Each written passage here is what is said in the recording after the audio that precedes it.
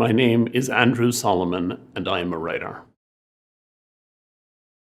I feel like I was aware of the refugee crisis before it was a crisis. I grew up on stories of the Holocaust, stories of people who were leaving their country but had no place else to go, stories of people who got sent back. So I'd always been interested in refugee issues. The number of people who are now displaced is a shocking population, and they remain so invisible to many of the people who are settled in the more prosperous parts of the world. There are some things that are actually basic human rights that should be provided to everyone, and a place that is safe is the most fundamental of those human rights. When I was reporting in Libya, I met with all the members of Gaddafi's cabinet, and I discovered that all of the ones who wanted to see reconciliation with the West and an opening of the country had either studied or traveled in the United States or Western Europe, and that all of the ones who wanted Libya to remain a rogue terrorist state had not traveled in those parts of the world.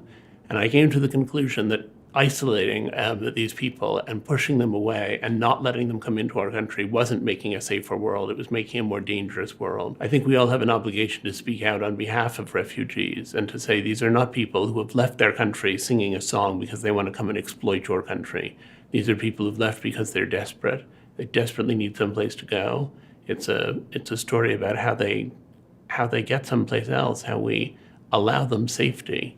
I believe that if you can articulate something clearly enough, you can change the course of history, that people's prejudices and biases so often arise from ignorance, and that one of the things art does is to shine light in the face of that ignorance. My blood and refugee blood are the same.